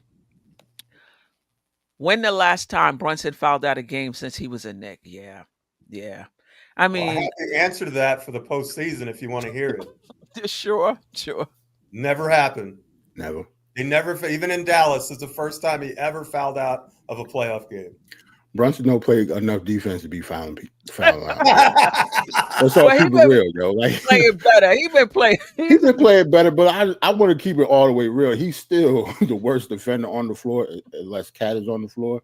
But yeah, he don't foul out of games. Like that doesn't happen. Usually people that foul out of games are people that play hard, aggressive defense all the time. He's not one of them people. And Karl Anthony Towns. Right. And Karl Anthony Towns. Yeah, not playing aggressively. I mean, listen, I don't believe the NBA is rigged with Dallas getting Cooper Flag. Wait, you don't San think that was Antonio rigged? getting Wemby, but I digress. Oh. But that just seemed like 5 fouls. It's rigged, Steph. I don't know about like the refs and stuff, but that draft. Dallas had 1.6 or 1.7%. 1.8. That is rigged. Yeah. Wait a minute. Right when they lose Luka. Yeah. 1.8 is not 0. 1.8%. It just means that it's going to happen about 2 times out of 100, but that means that it can happen. Like that's how percentages work. Like that's math. That's not. Yeah, but we haven't had 100 drafts for that to happen one time. That's the problem. So that one time is way over the percentage. Each thing is its own independent event, though. I know, but still. I hear you, Geoff. I'm just saying, Wemby's coming out. They're gonna make sure he goes to a really good organization in San Antonio. Something else happened too. I'm like, who? Few other teams that just lost somebody, they get the. I'm like, oh my. Anyway, Cleveland. They gave it to Cleveland twice. They gave it to Cleveland twice. They gave it to New Orleans once. No, they gave it to New Orleans twice because they got Anthony Davis and Zion when they lost CP3 and then Anthony Davis. Yeah, it's like, I hear you, Geoff. I really don't want to believe it. When it's our turn, we get third pick. Nah, our turn was the very first one, so we'll never get it. No. After that, when was our turn? RJ Barrett, we ended up with the third pick. Oh yeah, we won that pick. Trey, how are you, bro? Man, Game 6 must be kind of important. We got people popping up on us tonight. I know, right? Game 6 might be all right. Game 6 gonna be important tomorrow. What up, Trey? Hey, what up, y'all? What up, fam? Salute to the chat. Salute to y'all. What up, King? What up, J Bug? What's going on, fam? Status, fam. We good. What you got for us? I got a question, and I was tuning in a little bit, but I had to kind of cut out for a bit. Said I was gonna come in with y'all. Got a question for y'all, just on a hypothetical level. Now, I believe we're gonna win tomorrow night, right? But hypothetically, if this goes 7 games, and God forbid the Knicks blow this 3-1 lead, they lose the series altogether, I think there has to be a conversation about the coach's job security. Not saying he should get fired, but I think there has to be a conversation about that. I'm just curious what y'all think about that. So who you think should be having this conversation? Us or Leon Rose? Like that's a different question. Everybody. Okay. We talked about Tibbs a little bit earlier. Me personally, yeah, it's going to start a conversation whether we want to start one or not. Right. Like the seat got to get hot. Like the seat has to. So for a person who's completely like, I don't dislike or think we have to keep Tibbs, but I also don't dislike him. Mm-hmm. So I'm completely neutral when it comes to him leaving or going.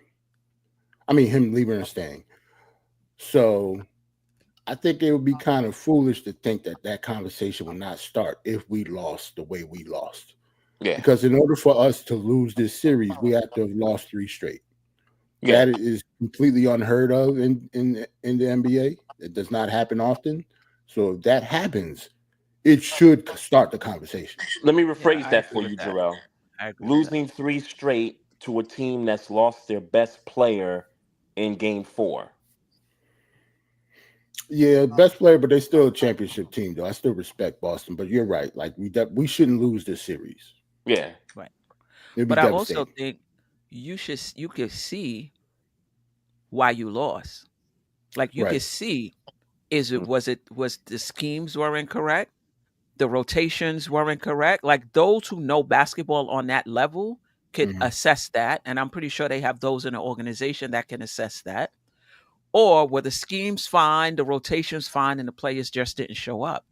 That's something totally different. So those in the know should be able to parse that out.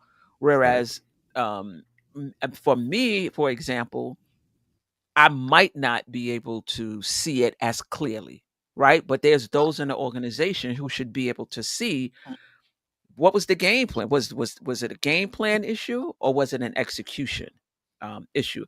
But no matter what, the conversation must be had, right? The conversation must be had. I think that's a conversation you should have every year anyway.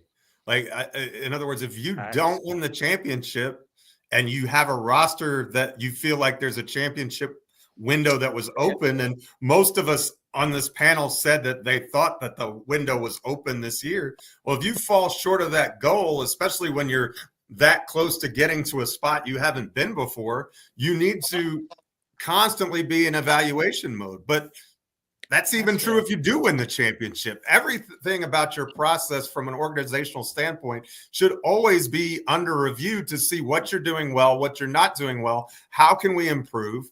You know, what does the roster look like? Is the collapse that we had roster based? Is there an inherent flaw in the roster? Is it just that Tom Thibodeau was too stubborn to use the proper lineups? Is it a combination of those things? Where do we need to fine tune? I absolutely think that needs to be a discussion. But I think that should always be a discussion. You always have to be evaluating where you are because everybody's improving. Nobody thought Cleveland was going to win 64 games this year or whatever it was. You know, you can't just stay still. You always have to be looking for the ways to improve. And in this day and age, when the player movement is more and more difficult, sometimes the best way to get better is to find a new coach. Now, I'm not advocating for that at this point. I think, but I think it's a conversation that should be had regardless. And if we do choke these last two games away, that conversation's got to get a lot louder. Yeah. No, that's fair. That's fair. Can I extend on Trey's question a little bit? Absolutely. So we're winning tomorrow. So let's go past it. I love the confidence. I love that. But hold on. But Ajay already started the conversation with himself. So now we go to the Eastern Conference Final. Are we satisfied with that, or because we're playing against the Pacers, now we're gonna move the goalposts and feel like, oh no, we got to go to the finals at this point? It's not like we're going to the ECF against Celtics or Cleveland, two teams who've been dominant all season. Now we're playing against another team. Do we say no? If we don't make it to the final, then we got to start looking at what Trey's saying. I see what you mean. Mm-hmm. But you don't think expectations change after every series, though? Yes. Expectations change every time you meet a different opponent. Right. Yes. So we may have came. Oh, sorry. Go ahead and finish. No, I was going to say, at the beginning of the season, you tell anybody not like, let's say by All-Star, like at the All-Star point, right? You know what Cleveland and Boston was doing. So make it to the conference final was already an accomplishment because that means you knocked out one of those big ones, right? But we go past Boston, who's hurt, right? They're hurt. And now the conference final is against the Pacers. I mean, do we expect the Knicks to beat the Pacers? And if we don't beat them, is that a disappointment? That enough to the point where, okay, let's look at the coaching, let's look at the play, let's analyze to see, like, how did we fail so badly in the conference final against, according to the record, a lesser team. Right. Mhm. Right. Right. And a team that you were clearly better than last year. Is just that when the injuries started to happen, it was too late to knock them off in that 7th game.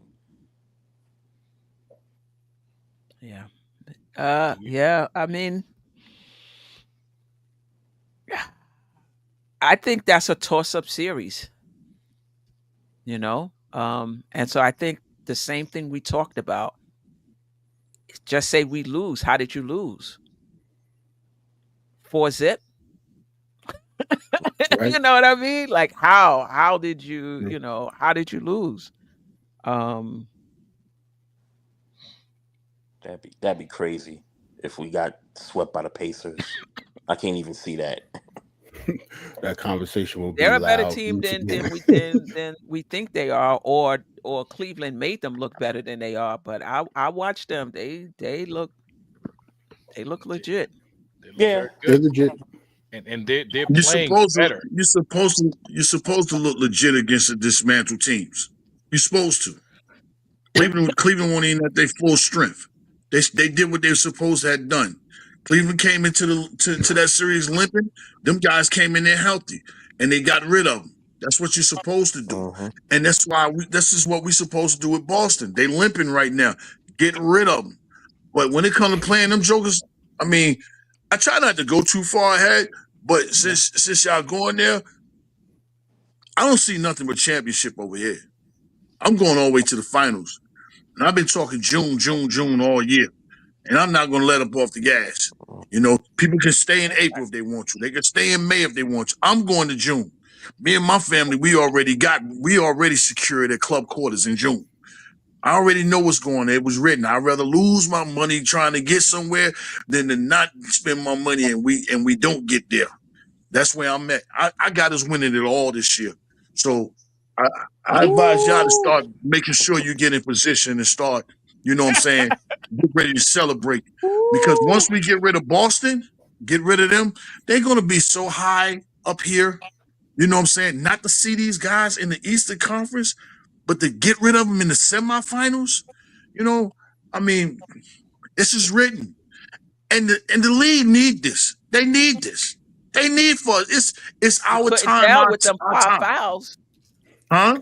You couldn't tell with them 5 fouls that I they know. needed this. Man, because they knew what he was going to do.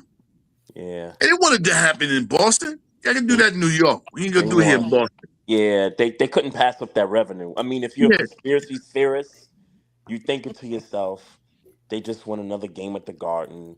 It's good for concession stands. It's good for TV ticket ratings, sales. man. TV ratings. Yeah. TV ratings. That's where the money's at, man. Yeah. If that's the case, then prepare for a game 7, right? Right.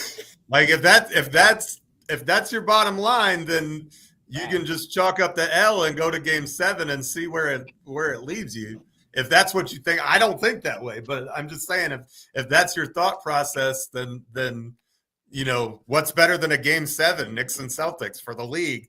That's a huge deal. So if, you know, that means Tony Brothers is on the call again. And well, it is on ESPN and we're like 0 for a million on playoff games on ESPN for some reason. That's how you're going to know too. When you see 1, who are the refs, and 2, who's calling the game. Richard Jefferson.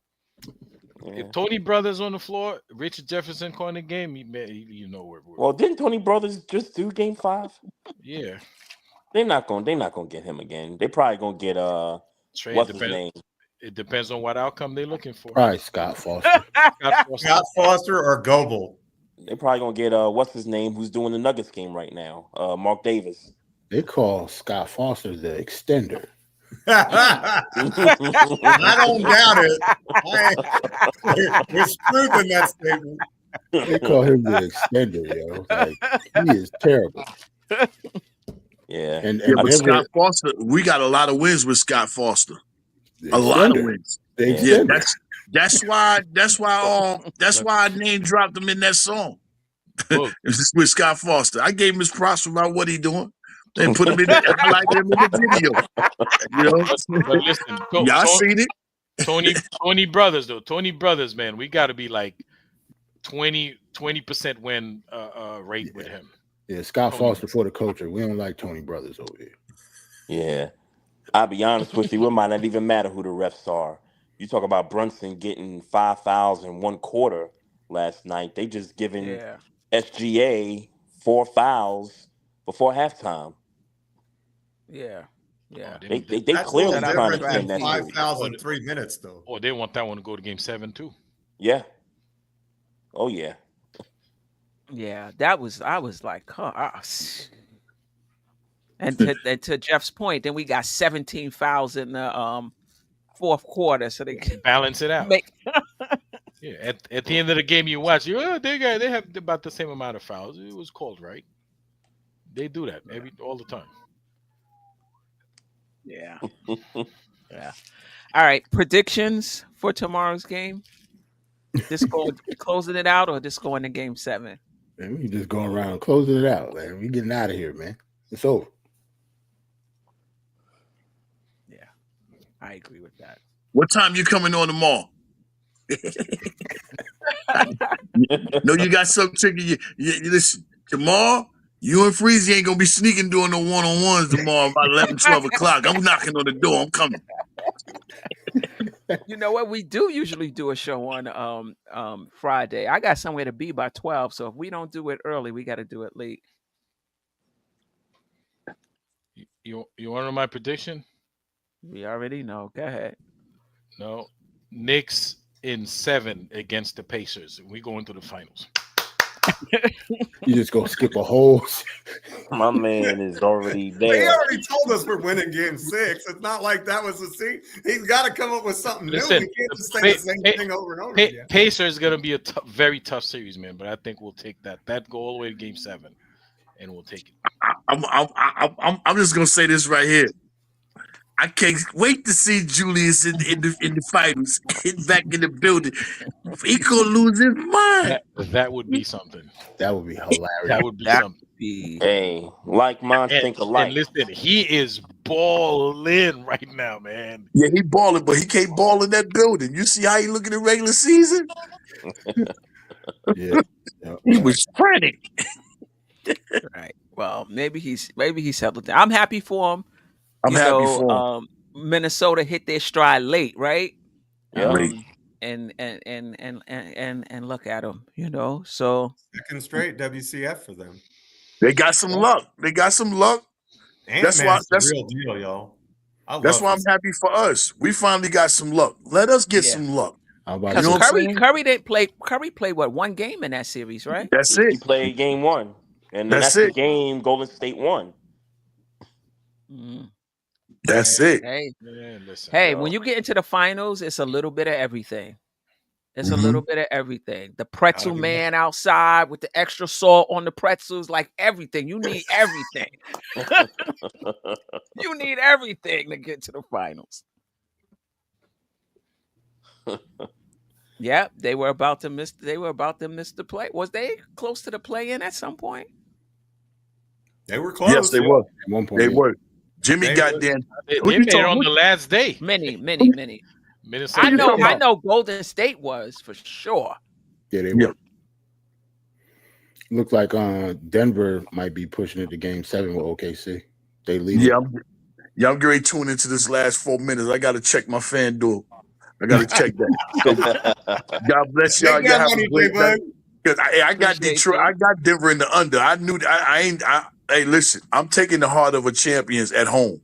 But on the road, they getting eliminated. Yeah, I would guess that too. Yeah. I think the Thunder are gonna get game 7 too. But God bless Game y'all. Have a 7 great is night. such a toss up. All right, You too, Boogie. All right, Appreciate Boog. you stopping by. Have a good night, bro. All right, now. Yeah. Game 7 is such a toss-up. Anything can happen. Somebody can get into foul trouble. Shots could just not fall. Like I've been in, I can't tell you how many times I've watched the Knicks in the game 7. Yeah. Anything can happen. Somebody could break their wrist. Somebody could pull an abdomen, abdomen muscle. Somebody could pull a hammy. Yeah. Somebody could knock their shoulder out of place. You know what I'm saying? It's a whole bunch of injuries. Yeah. Yeah. I'd be sick if Randall beat us for a ring. Shit, I'd be sick if we got to the finals and we lost. Anybody period. beat us for a ring. I'm gonna have to take about 3 weeks off. Really? No show, nothing. What? When we lost in 1994, I took a few days off of work. Like I couldn't even do it. I wasn't. Don't get me wrong. I wasn't working yet. I was in bad shape too. I was 15, and I cried like a baby. Yeah. Queen. Actually, when we lost Game 6, first of all, Game 6, when we lost Game 6 on that last shot, that last three at the last second, Starks. I was like, dude, you had a split second to let Hakeem go by. You had just let him fly by and take it. Oh my God. I knew it was done, man. I was so pissed. I felt Game 6 was it. Was the one. I was also pissed with Starks for the 2 for 18, but I was pissed with the Knicks for passing it to him. Like, why y'all keep passing him the ball? Like he's not when he come off that curl off that screen, look the other way. Somebody coming off on the other side. Nah, I remember my teenage self being pissed at him. I was mad at him. I didn't care. I was mad at him. 2 for 18. That's nuts. I get mad. I'm mad. Yeah. Now I'm still mad at that right now. Like, why didn't you bench him, Pat? 2 and 18. Looking back at it, I had to be more upset with the coach because they got Blackman sitting there on the bench knowing he could have, gave him a spark in that series, and he ain't put him in. Well, if they had shows like this, I'm pretty sure a lot of people would want him fired. They would have wanted Pat Riley fired way before even that. So, oh my God! But I think not. And Thibodeau is from that Pat Riley tree. Mm-hmm. Mm-hmm. You go down with your best players. Yeah. That's it. You're not gonna. I don't know how many coaches would have pulled one of their best players for somebody off the bench in those situations, because you have confidence in your player that the next one is going down. Mm-hmm. The next one is going down. You could put them together on the same floor, though. You ain't got to pull Starks. You don't got to pull Starks. You could have brought him on the floor with them. But they kept passing it to him. I'm like, somebody else, like. He was open. Yeah. They were trying to get him going. They were trying to get him going. Yeah. And if he makes that corner 3, what a genius Pat Riley was, leaving him. Right. 2 for 18. He could have been 3 for 18 or 4 for 18, and everything would have been all right with the world. Yeah, no doubt. No doubt about it. All right, we about to our last word. I know you have to go, Ajay, so that's fine. JJ, Steph, would you consider this year fail if we both? Yes, because I think expectations change as the season goes along. So coming into the playoffs, people were saying ECF or bust, and I was like, Boston is better, Cleveland is better. How can you say it's a failure if we don't make it to the Eastern Conference Final? Now we see Cleveland is not here. Boston lost Tatum. To me, things change. So yes, I would. I would. Well, here are my predictions for tomorrow night. 3 heart attacks, 2 aneurysms, 10,000 steps, a worn out carpet in my bedroom. And a partridge in a pear tree. I implore everybody to put their phones down. Do not be all in everybody's group chat or texting people back. It's going to be crazy tomorrow. Yeah. Emotions is going to happen on both sides, whether we're winning or losing. It is going to be crazy tomorrow, like the drama surrounding that game. This is a win game for us, man. This is our game 7. Yeah, and I'm not going to be in the chat because, Geoff, don't let us be down 12 entering the 4th. No. Geoff is melting down. He's melting down. See, y'all like to put stuff out there mid-third quarter. Right. Like the ice cream cone on a 90-degree day. I'm like, yo, I got to put these phones down. That's going off. Yeah, it's over. I'll own it. That's how I fan. That's what it is. Yeah, he said it's over. Over. It's He said, we losing the series. This game 2. Game it's over. We losing this year. And then when the game over, I'll be like 2-0. Jerrell, I'm happy to be wrong, bro. I love it. I'm more than happy to be wrong. I've been wrong before. Goodness. I'll be wrong again. Love it. The emotions during Let's the game. win, Knickerbockers. I don't care. I'll take all the smoke and all the egg on my face and everything else. I was just gonna say real quick, we went in by 11 points. I'm out of here. Okay. Oh, and hit the like button. Yep. All right. Up by 11. Okay. All right. I like that. Anyway, I like that energy. Appreciate the chat. Oh, go ahead, Trey. Yeah, I was just gonna give my predictions. So I think with what we saw last night without Tatum was Boston's ball movement looked a lot more crisp than it does with Tatum in it. So Tibbs is gonna have to really like counteract that, and I think he will. I think he'll counteract that. I think it's gonna be a nail biter. I think we're gonna be all on our pacemakers. And I think Brunson is gonna give us a 40-piece tomorrow night. That's what we need from him. I mean, somebody else got to join the party, but I think was about Brunson, to say. Yeah, someone else is gonna join the party. I think OG is gonna be that guy tomorrow to give us 20, and I think Brunson's gonna hit him with a 40-piece. And I think we win a close game, and all of 7th Avenue is going to be crazy tomorrow night. Crazy. Because they have in the garden, inside the garden, not just the block party, inside the garden. Yeah. Get my man that be running Side Talk. Get him out there. Start getting the footage of all the crazies out there. And didn't Dolan make those tickets free to go in there? They were, from what I understand, they were free. Nice. Okay, that's what's up. Yeah. Shout out to Delusional. We miss you, my man. Hopefully you can join us one of these shows. All right, everybody else went? Yeah. Mm-hmm. Yep. All right. Knicks win tomorrow. I don't even think it's going to be close. I do think we're going to get multiple contributions tomorrow. I need to see guys hit their first shot out the gate. I need that. Let me know you for. I remember I was watching Bill Walton. May he rest in peace. It was a game 7. I think it was Miami Knicks something. Miami came out and missed their first shot. He said, "Come on, you not ready to play?" First shot. He's like, "You're not ready to play." I mean, first shot. Come on, you got to be sharp. And I'm like, I get it. I get it. Listen, this is the game. You not falling asleep. You up early. You ready. Soon as that ball hits your hand, you ready. Do not clunk it. Mikal Bridges always misses the first shot of the game. Always. It seemed like he missed his first, second, and the third. Like he don't ever hit a shot until like almost the third quarter. Right.